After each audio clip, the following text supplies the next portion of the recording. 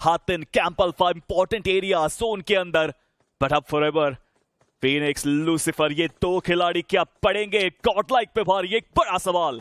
पर वहीं दूसरी दिशा में मिस्टीरियस फोर्स वर्सेस जीजी, उनकी भी फाइट की शुरुआत हुई है, जहां पर मिस्टीरियस फोर्स थोड़े जो फिनिशेस थे वो उन्होंने अपने खाते में डाले हैं, पर टीम फॉरएवर उनको समझना है कि क्या यहां पर रुकना सही है या फिर थोड़ा सा पीछे जाकर अगर हम लूट इकट्ठा करते हैं तो वो हमारे लिए ज्यादा सही हो सकती है। पर अब छत के ऊपर सारे ही खिलाड़ी चढ़ चुके हैं, चाहे वो टीम फॉरएवर हो या फिर हीरो एक्सट्रीम गॉडलाइक। 3 खिलाड़ी उनके वहां पर है। पंक वो तो ग्रेनेड कुक करते हुए दिखाई दिया, शायद लूसीफर उनकी पोजीशनिंग उनको पता है। जी नहीं, लूसीफर उनकी पोजीशनिंग उनको बिल्कुल भी पता नहीं है। पंक वो डाउन हुए, पर फिनिश करने के चक्कर में लूसीफर जॉनथन का वो प्लेयर शिकार हुआ एंड जॉनथन वो आगे बढ़े। डीवीएस का फटका, एक आखिरी जो प्लेयर फिनिक्स बचे हुए थे वो भी इस मुकाबले। और सबसे बढ़िया बात है कि अगर आप अमेजोन पर जाते हैं और सर्च करते हैं Realme GT7 तो अप टू 2 लाख के जो रिवॉर्ड्स हैं वो आप जीत सकते हैं। तो जाइए सर्च करिए और रिवॉर्ड्स जीतिए अपने लिए। पर जॉनथन 2 फिनिशेस उन्होंने निकाले हैं और इस वक्त हीरो एक्सट्रीम गॉडलाइक वो टीम जोन के अंदर आ चुकी है। जोन बिल्कुल उसी प्रकार से बन रहा है स्पीरो जो हमने पिछले मैच में देखा। अब जोन पूरी तरीके से कैंप अल्फा और बूट कैंप का थोड़ा सा हिस्सा। पर नॉनिक्स वो भी खुश होंगे कि एक खिलाड़ी को गंवाने के बाद अभी भी वो टीम जोन के अंदर मौजूद है। हालांकि शायद ये उनको ना पता हो कि उनके पीछे 2OP की जो स्क्वाड है वो इस वक्त मौजूद है। पर मिस्टीरियस 4 वो कब तक जोन के अंदर पहुंच पाएंगे। पर कोई एक टीम है जो रोटेशन करते हुए आपको दिखाई दे रही है। बहुत ज्यादा लंबा फासला उन्होंने तय किया है, पर क्या वो सही सलामत पहुंच पाएंगे? लगता तो नहीं, क्योंकि लर्न फ्रॉम पास्ट वो बैठे हुए हैं और वो उनको देख सकते हैं। काफी इंपॉर्टेंट है यहाँ पे कि आप जोन के अंदर सही समय पे पहुंचे। But hero extreme Godlike 3 players के साथ थोड़ी सी एडवांस पोजीशन पे गए हैं, जोन के एक बेहतर पोजीशन पे गए। इंतजार हनी वो पहले से ही तैयार थे। स्वान उनका भी एलिमिनेशन हुआ, हालांकि वो साहिल थे जिनके पास जाएगा ये फिनिश। जी हाँ, बट पंक वहां पे ओपन में पकड़े गए। देखिए शातिर तरीके से जोन के अंदर एंट्री करी, उनके पास गाड़ी थी, गाड़ी छोड़ी, पैदल आए ताकि किसी को आवाज ना आए और इसका फायदा हुआ है। बट एस पावर ये तो अकेले निकल चुके हैं। दूसरी तरफ से फ्लैग्स निकालना चाहते हैं, 4 flags already hero extreme Godlike के खाते में, बट इतना काफी नहीं है। बट यार कमाल ही है, मतलब ये ना बहुत सारे फैंस सपने में देखते थे और जॉनथन एस पावर एक ही टीम में, और यही डुओ बचा है अभी के लिए। जहां पर एस पावर उन्होंने फिनिशेस निकालने की शुरुआत कर दी है। वो आगे बढ़े, मिस्टीरियस फोर्स स्नो जॉर्ड वो ओपन में पकड़े गए, डाउन किया, सीधा एलिमिनेट कर दिया। 4 फिनिशेस के साथ ये 5वां जो फिनिश है वो उनके खाते में जाता हुआ। पर LEFP उनसे थोड़ा सा बचकर रहने की जरूरत है, हाई एडवांटेज उनके पास है और सारे खिलाड़ियों को आता हुआ वो देख सकते हैं। टीम फॉरएवर वर्सेस मिस्टीरियस 4, इनकी पहले से ही फाइट चल रही है। बट जॉनथन वो शायान के द्वारा पकड़े गए और उनका जो एलिमिनेशन है वो शायद आपको देखने को मिल जाए। पर टीम फॉरएवर उनके लिए इस वक्त फिनिशेस निकालना जरूरी है। पर एस पावर एक रैंडम ग्रेनेड आप कह सकते हैं कि जो अंदर की दिशा में उस प्लेयर ने डाला और वहां पर स्केच वो पकड़े गए।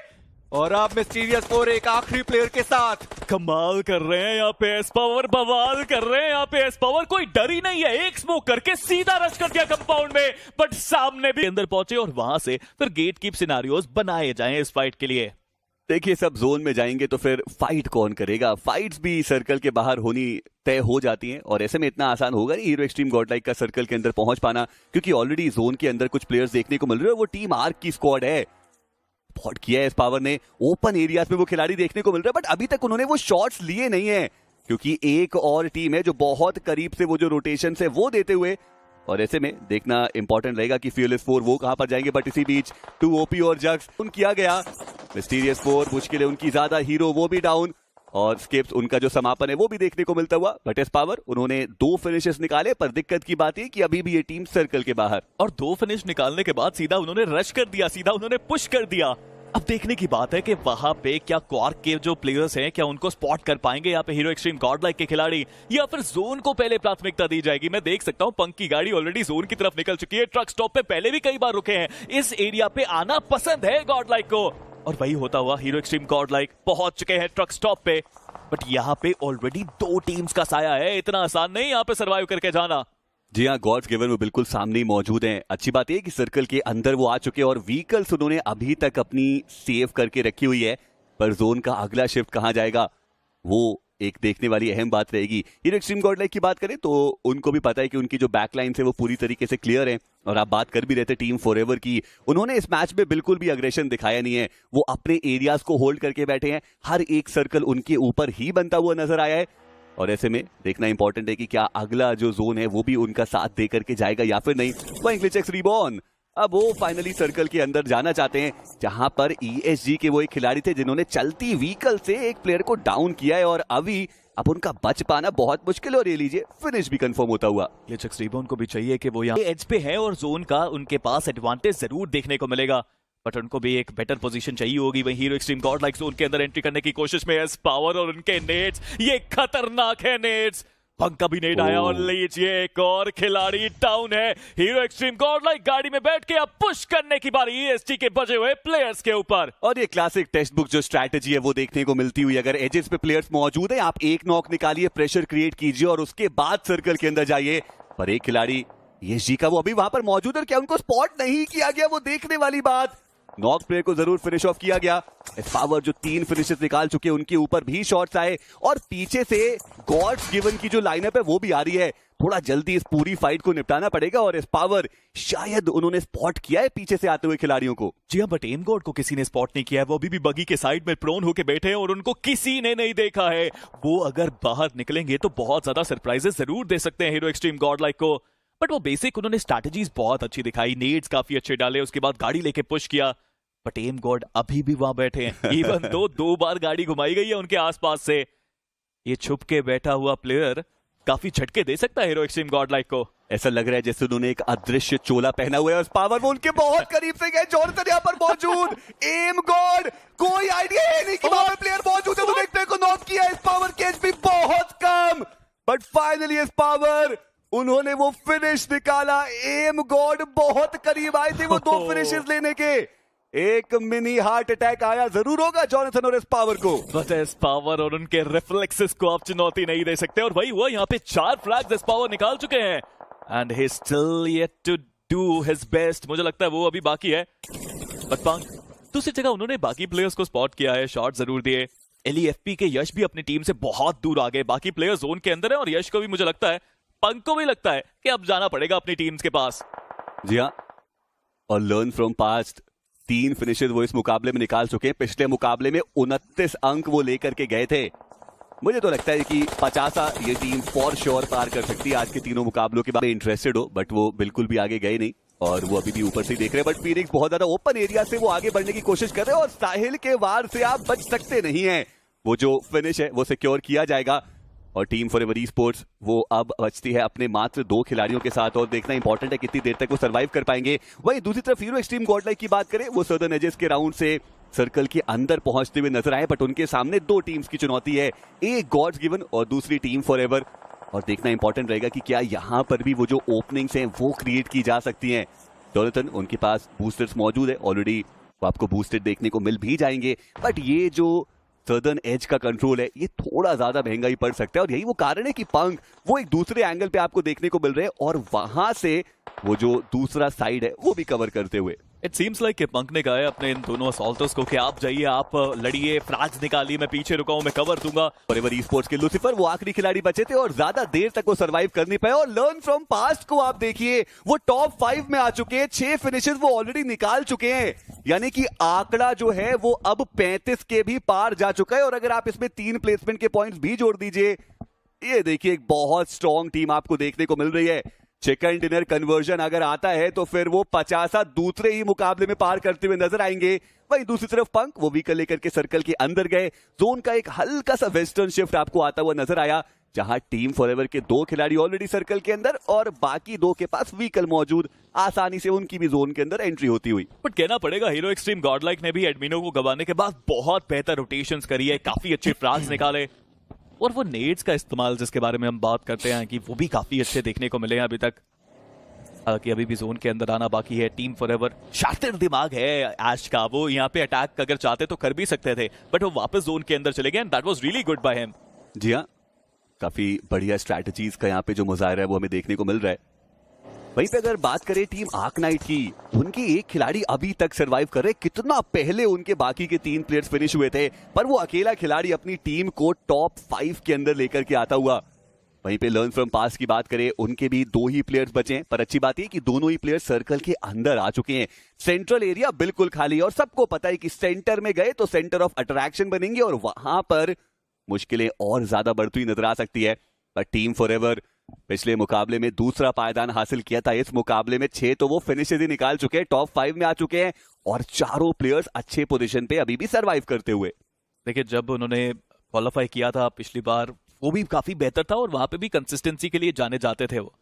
हालांकि 2025 का BGIS में भी इतना कुछ खास नहीं था, 2024 की मैं बात कर रहा हूं, वो टीम वर्क हमेशा दिखाता था और कुछ वैसा ही टीम वर्क अभी भी देखने को मिल रहा है। हालांकि प्लेयर जरूर बदले हैं, तो हीरो एक्सट्रीम गॉडलाइक भी बिना किसी रुकावट के जोन के अंदर तो पहुंच चुके हैं, बट टीम फॉरएवर जाल बिछा के ये प्लेयर्स इंतजार कर रहे हैं कि कोई तो आएगा, कोई जो आएगा तो उनके ऊपर शॉट जरूर लिए जाएंगे।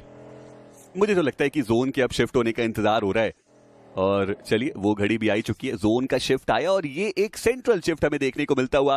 हीरो एक्सट्रीम गॉडलाइक वो काफी आसानी से जोन के अंदर एंटर कर जाएंगे। बात करें टीम फॉरएवर की, वो भी सर्कल के अंदर ही हमें देखने को मिल रहे हैं।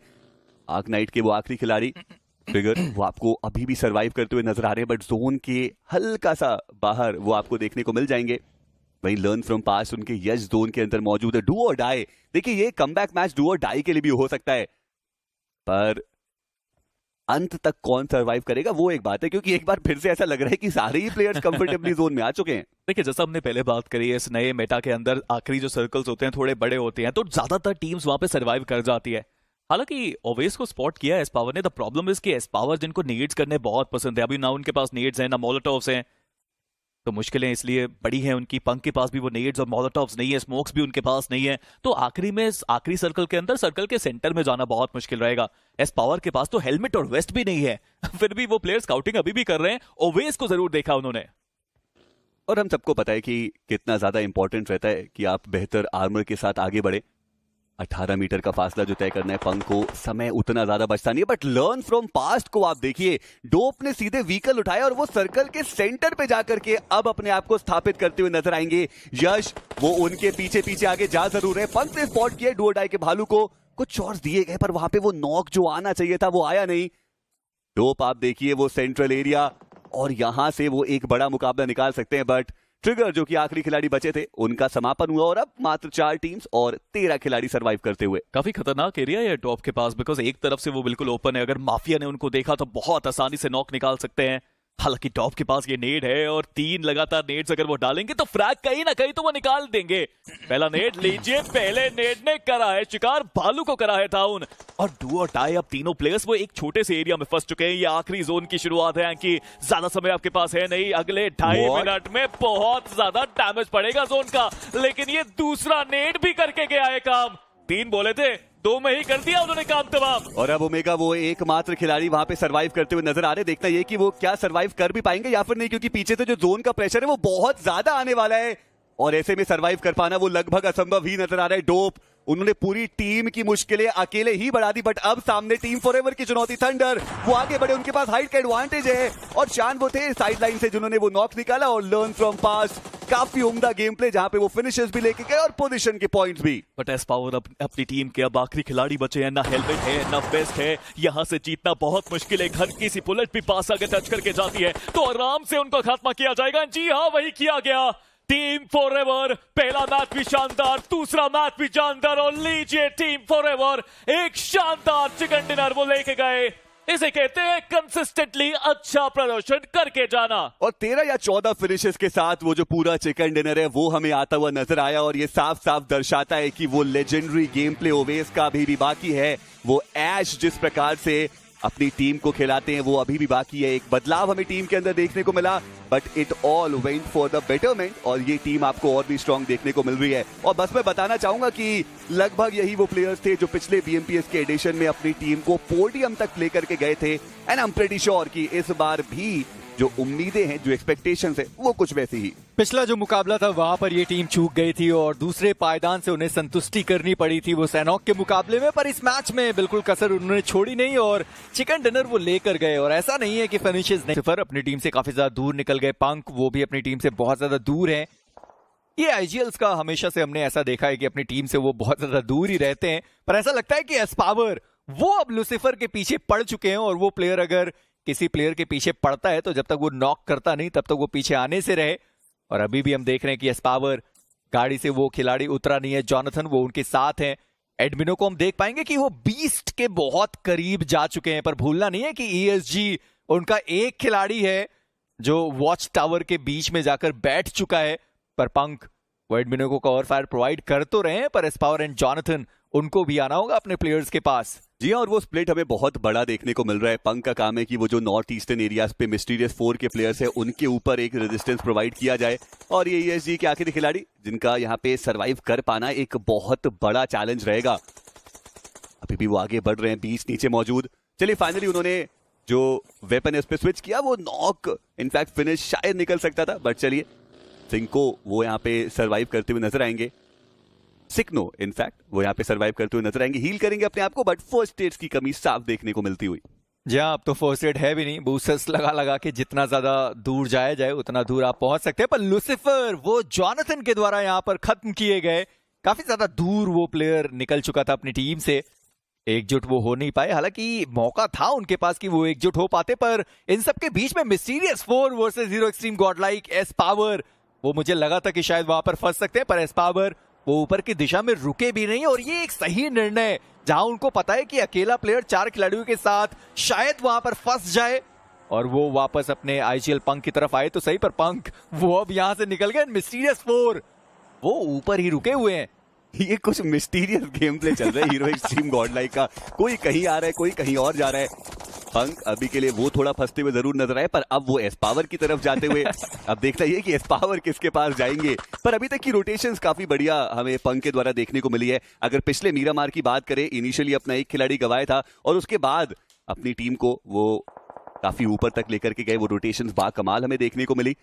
वही दूसरी तरफ गॉड्स गिवन उनके पास भी एक डिसेंट एरिया देखने को मिल रहा है। 2 OP ने काफी ज्यादा प्रभावित किया, बट इसी बीच टीम मिस्टीरियस 4 वो हीरो एक्सट्रीम गॉडलाइक के बहुत करीब आ चुके हैं, और इस पावर वो थे जिन्होंने वो ओपनिंग नॉक निकाला, स्केच को उन्होंने डाउन किया, बट जॉनथन उनकी एचपी बहुत ज्यादा कम, उसके बावजूद उन्होंने फ्रैगर को डाउन किया। मिस्टीरियस 4 मुश्किल है उनकी बढ़ती, बट एडमिनो एक बार फिर से वो कमाल दिखा नहीं पाए, और अब एस पावर के कंधे पे एक बार फिर से जिम्मेदारी आई तो है। पंक वो व्हीकल ड्राइव बाय करते हुए वो फिनिश सिक्योर किए गए, 5 फिनिशेस आए, पर 2 खिलाड़ी गंवाने भी पड़ गए।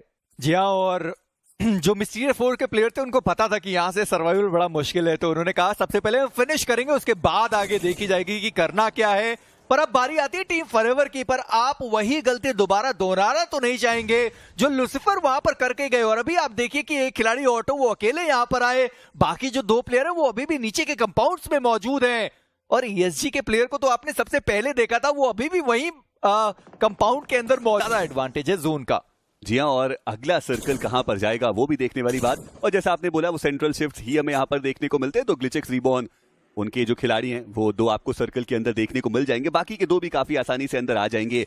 बट टीम जग्स वो आगे क्या करेंगे, क्योंकि यूटिलिटीज की जो कमी है वो साफ साफ हमें देखने को मिली थी, और डू और डाई के ओमेगा वो काफी करीब आ चुके हैं। ग्लिचेक्स रिबॉर्न के सर्कल के अंदर एंटर कर पाना वो इतना आसान भी रहेगा नहीं। वहीं बात करें टीम फॉरएवर ई स्पोर्ट्स की, तो अब व्हीकल उनके पास भी मौजूद है, वो भी सर्कल के अंदर जाने की कोशिश करते हुए, पर मेरी काफी स्लो पेस पे जा चुका है ये गेम। एक